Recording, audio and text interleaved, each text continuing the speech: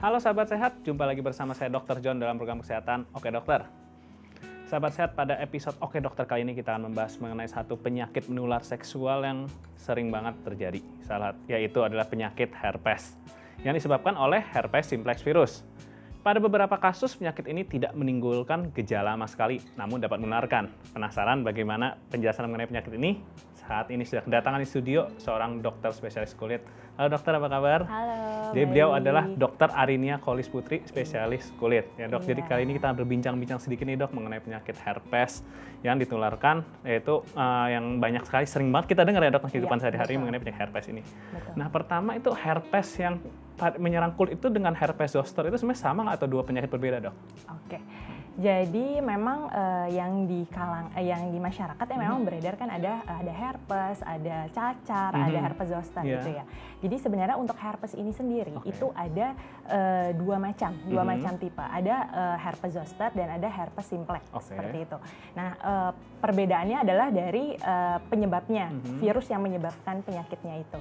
Gitu. Kalau herpes zoster disebabkan oleh virus varicella zoster, sedangkan herpes simplex disebabkan oleh herpes simplex virus atau HSV tipe 1 dan tipe 2. Berarti dari gejala sendiri juga tentunya berbeda ya dok, karena dari penyebabnya juga berbeda ya dok. Betul, sangat berbeda. Untuk yang kali ini kan kita lebih bahas kepada ke herpes simplex virus itu sendiri dok. Nah kan gejalanya kadang ada yang muncul lenting-lenting, ada juga yang bintik merah seperti luka. Nah sebenarnya dan juga tidak jarang ada orang yang menyebutnya sebagai cacar. Sebenarnya cara membedakannya gimana sih dok?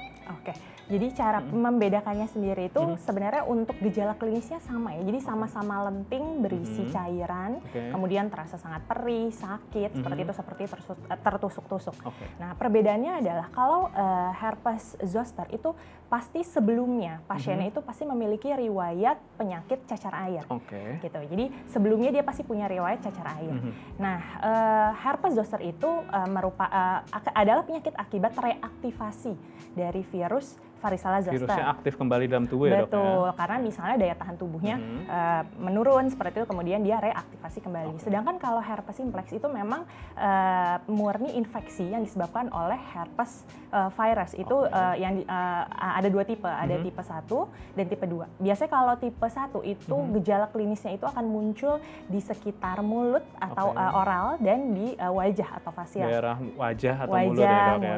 Sedangkan kalau misalnya tipe 2 itu lebih banyak gejalanya itu di bagian kelamin gitu, atau kita sebutnya suka disebutkan herpes genitalis. Oke, berarti herpes itu dibagi dua, ada herpes tipe 1 dan juga herpes tipe 2 untuk herpes simplex virus ya dok ya? Iya, betul. Nah untuk penyakit ini apakah eksklusif menyerang pada satu gender tertentu nggak dok? Apakah hanya di wanita atau di pria atau bisa di keduanya dok? Oke, kalau untuk infeksinya sendiri dapat menyebabkan gejala klinis tentunya pada wanita bisa, pada pria bisa seperti itu ya. Cuma memang yang membedakan adalah cara penularannya saja seperti itu. Untuk cara penularannya itu bagaimana sih dok? Sampai seseorang bisa menderita penyakit herpes itu?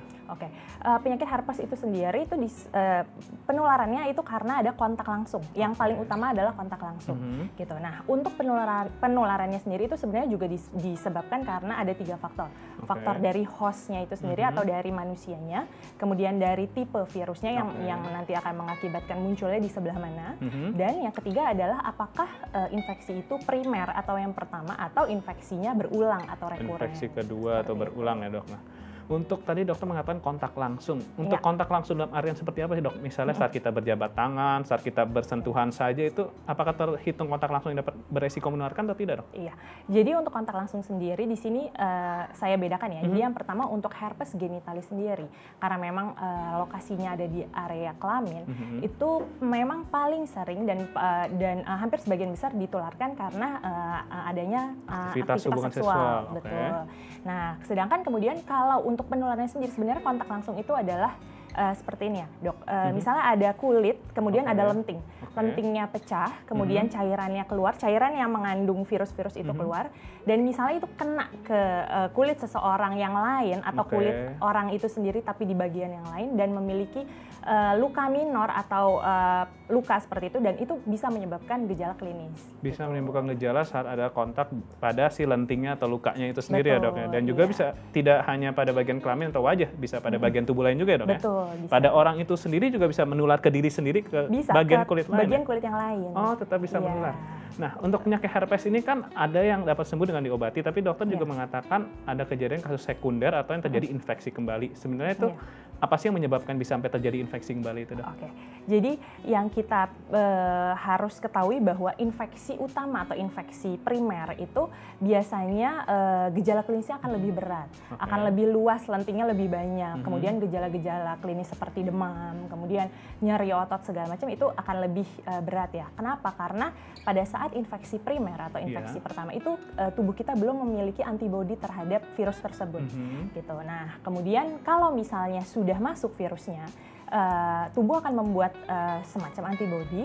Nah, kalau sudah terbentuk antibodi, berarti virusnya istilahnya seperti kalah seperti itu ya.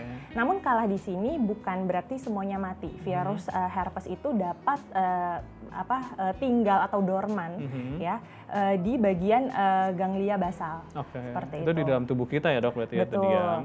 Nah, kalau misalnya daya tahan tubuh kita turun, nah otomatis nanti virusnya itu dapat mengakibatkan reaktivasi kembali. Seperti itu. Jadi itulah yang bisa mengakibatkan adanya infeksi rekuren atau infeksi yang berulang, seperti itu. Nah, kalau saat seorang yang sudah terinfeksi dan sembuh nih, Dok, jika dia misalnya ada kontak dengan pasangan seksual yang kebetulan mungkin pasangan seksualnya ada infeksi herpes, apakah bisa menular kembali, Dok, yang sudah sembuh itu? Misalnya dia baru sembuh minggu lalu nih, Dok, dia melakukan hubungan seksual lagi minggu ini, itu bagaimana, Dok? Iya, bisa. Tetap bisa menular, jadi ya? memang karena kan tadi faktornya itu adalah bisa juga karena daya tahan tubuhnya sedang turun, atau memang pada pasangannya yang tadinya sudah sembuh memiliki luka minor lagi, atau biasanya kan kalau misalnya pada hubungan seksual pasti akan terjadi trauma atau gesekan seperti itu, dan itu akan mengakibatkan rekuren lagi infeksinya terjadi infeksi kembali ya, gitu. Dok. Nah, untuk penyembuhannya ini sebenarnya bagaimana, Dok, cara menyembuhkan penyakit herpes simplex ini? Oke, untuk penyakit herpes simplex sendiri sebenarnya simptomatik saja ya. Jadi kalau misalnya memang lukanya terasa nyeri, kemudian biasanya suka ada demam, itu biasanya kita akan berikan terapi simptomatik. Kita berikan anti nyeri, kita berikan anti demam, kalau gatal kita berikan anti gatal. Namun kalau misalnya memang sudah lesinya banyak seperti itu, kita harus memang memberikan terapi antivirus. Dan terapi itu sangat bergantung pada jenis apakah dia infeksi primer atau infeksi yang rekuren berulang. Karena itu akan membedakan durasi dari pengobatannya. Akan mempengaruhi pengobatan itu sendiri. Betul. Ya, untuk lesi kulitnya sendiri atau kelainan kulitnya sendiri, kita jaga supaya tidak pecah ya lentingnya. Tapi misalnya berarti bukan dipencet dipecahkan seperti jerawat itu? Bukan, jangan ya. Nah, karena nanti akan kemana-mana tuh virusnya gitu kan. Nah, tapi kalau misalnya memang sudah terlanjur pecah, kemudian lentingnya pecah akan menjadi luka lecet seperti itu. Nah, itu biasanya kita akan berikan terapi seperti kompres, kemudian salep antibiotik supaya tidak akan terjadi infeksi bakteri atau kuman lainnya. Berarti memang untuk lentingnya sendiri kita jaga untuk supaya tidak pecah itu sendiri dan juga diberikan terapi supaya mengobati ya, Dok. Tentunya harus ke dokter dahulu kan? Ya, Dok? Oh iya, tentunya. Karena kan kita harus menentukan apakah ini primer, apakah berulang, karena itu nanti akan mempengaruhi terapi yang akan diberikan. Dan juga tentu kita memastikan apakah benar-benar penyakit herpes atau bukan juga ya, Dok, ya. Betul. Karena kan lenting itu bukan hanya punya herpes ya. Oke, sekarang kita akan melihat beberapa headline yang telah disiapkan oleh tim Oke Dokter.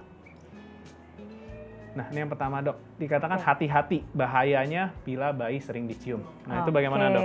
Apakah ada hubungannya dengan herpes itu, Dok? Oke. Jadi sebenarnya di sini kita lihat kalau misalnya yang mencium itu memiliki infeksi herpes simplex atau memiliki dia sudah tertular HSV tipe 1 dan dia menimbulkan gejala klinis di sekitar mulutnya terdapat lenting. Tapi kan yang di sekitar tidak menyadari ya, mungkin orangnya menyadari. Kemudian kita tahu bahwa bayi itu kan kulitnya belum sesempurna orang dewasa gitu ya. Kulitnya masih sensitif, kemudian tidak menutup kemungkinan kulitnya itu ada luka minor seperti itu. Dan kalau misalnya mencium, kalau misalnya pas menciumnya di bagian kulit yang ada luka minor, bisa muncul gejala klinis. Bisa beresiko. Satu. Yang kedua, kalau misalnya menciumnya biasanya aduh gemes ya, biasanya dicium bagian bibir tuh. Nah, itu berarti kontak langsung dengan mukosa. Kayak gitu, dan itu akan lebih bisa meningkatkan resiko untuk muncul gejala klinis. Oke, mukosa berarti dalam artian bukan bagian kulit luar itu ya, Dok. Bagian dalam tubuh itu lebih mudah terinfeksi ya, Dok, ya. Iya, betul. Oke, baik, sekarang kita akan lihat headline berikutnya ya, Dok. Bahaya herpes genital, penyakit yang tidak bisa sembuh. Ini bagaimana tanggapannya, Dok? Oke, jadi herpes genital itu bisa sembuh gitu ya, tapi memang kita harus sadari bahwa herpes genital itu kan salah satu penyakit infeksi menular seksual. Jadi kalau misalnya ada seseorang sudah terkena infeksi herpes genital itu kita punya panduan atau guideline ABCD gitu ya. A yang pertama adalah abstinence. Kalau misalnya memang sudah tahu kita mempunyai herpes, berarti kita harus abstinen dulu, tidak boleh melakukan hubungan seksual. 1A. Kemudian yang B adalah be faithful. Jadi kita harus setia pada satu pasangan seksual, seperti itu.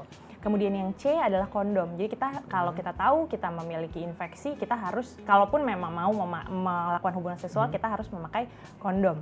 Kemudian D itu don't do drugs. Jadi kalau misalnya kita memakai atau mengkonsumsi narkoba atau narkotika itu akan meningkatkan resiko untuk terkena penyakit infeksi menular yang lainnya gitu. Dan yang terakhir E ada evaluation, itu kita harus tahu bahwa kalau misalnya kita sakit nih, berarti kita harus mencari pengobatan yang tepat gitu. Oke, baik dok. Nah, ini ada juga pertanyaan dok dari sahabat saya sudah bertanya.